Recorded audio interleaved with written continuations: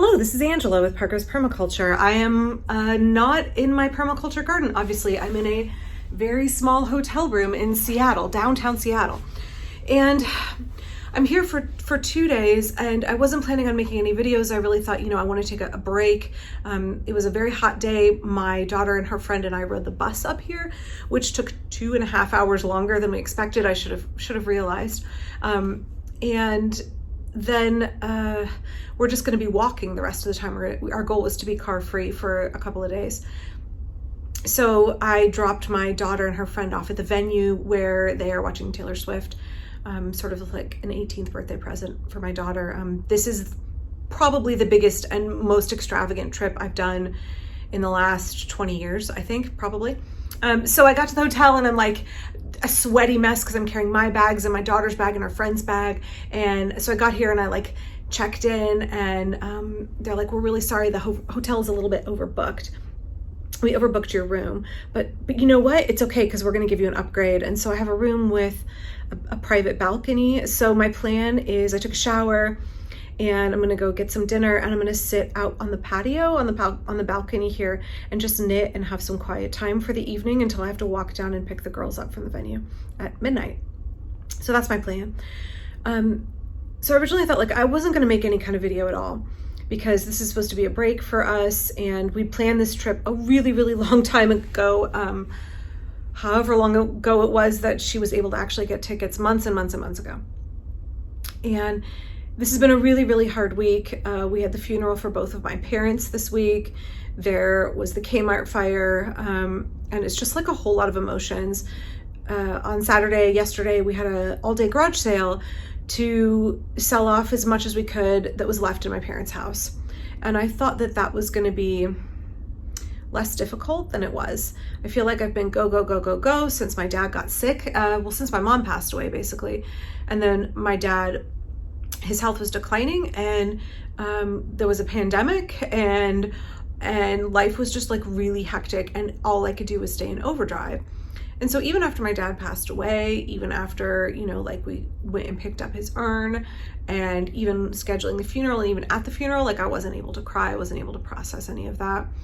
But yesterday, doing the garage sale and watching my parents' much beloved things leaving the property, I got a little bit emotional. That was hard for me.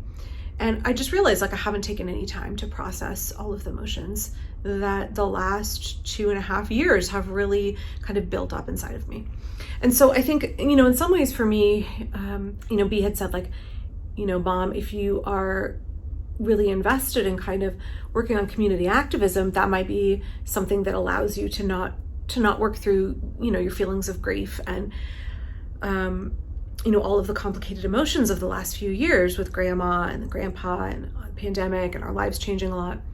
And I think that's a really astute observation. She's a smart kid. If I just dive from one cause or project to another, if I jump from full-time caretaking of my dad into, community coalition work, then I don't have to actually process anything. So I'm a little worried as I sit here this evening by myself in a hotel room that I'm going to have to work through all of that stuff. What does this have to do with permaculture? I think it's important for us to, when we are engaging in something like permaculture, where we believe really deeply in environmental justice, in creating a world with earth care, people care, and fair share, that, I talk a lot about, we have to take time for self-care. And I think that includes not falling prey to something like a savior complex, and not feeling if we just keep going, we don't have to take time to process the reality that life is full of a lot of grief. The kind of grief of losing loved ones, grief of lost opportunities, existential grief about the state of our society. All of those things are really real. And I think for those of us who can be really idealistic and can be really driven for causes that we believe in, it can be easy to push our feelings aside and just go. But all of that grief is really real, and part of being a person is processing it. And I am not practicing what I'm preaching right now, because I obviously have not let myself have time to feel any of that. So I did just want to let you know, if you are someone who is dealing with a hard situation in your nuclear family or in your community, if you are in a situation where the kind of existential grief and sadness over the way life is in America or wherever you may live, over climate change, over environmental devastation and the loss of habitat and precious species that go extinct that we can never get back. See, if I start talking about this, I'll get a little bit ecologically, existentially depressed as well. So I hope that if you're somebody who struggles with those kinds of things, who, the weight of those kinds of things can in some ways hit you harder when it does hit, because you might care so deeply. And I believe if you're interested in permaculture, you probably do care really deeply about earth care and people care. It's important to find those ways to recharge and to take care of yourself and your own healing and your own sustainability and a movement. And again, I talk about that quite a bit, and I'm really bad at practicing what I preach. So that's not to say that I am going to engage in a whole lot of self-care this weekend. I'm going to have a lovely dinner by myself, and then I'll try and get some knitting done.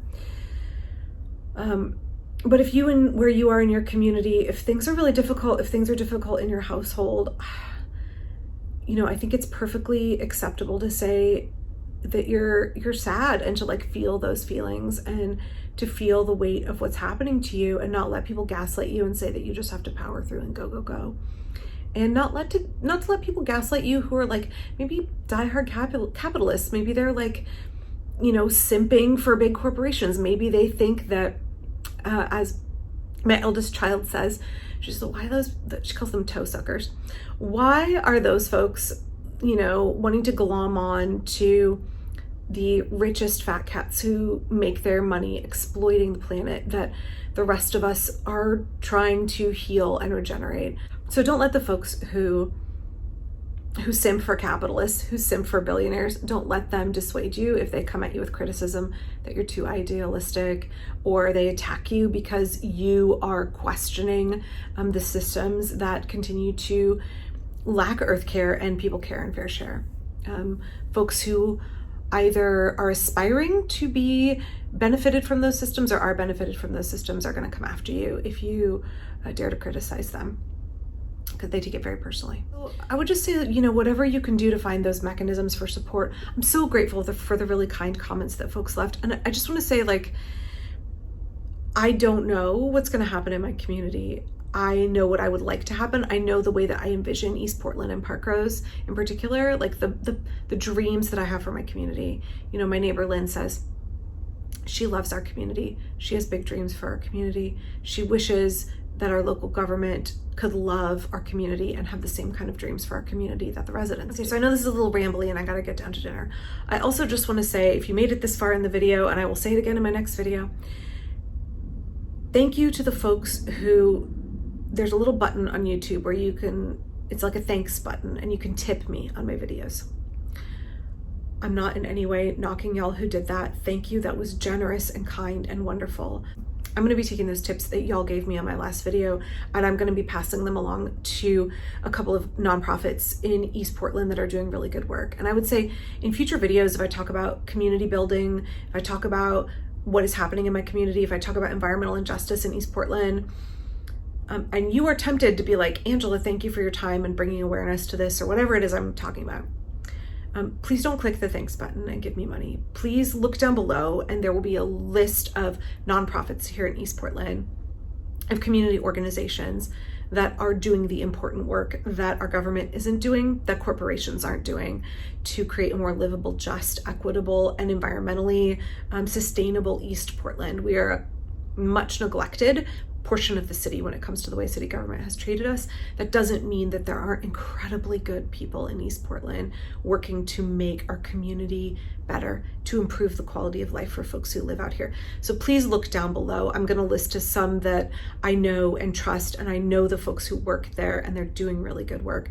If you are tempted to give anywhere, give to any of these organizations down below. I'm going to go have my dinner. I will probably make an update video later this evening talking about some more permaculture stuff, but thanks for letting me ramble here a little bit for my tiny little hotel room, and I'll be back real soon. Bye-bye.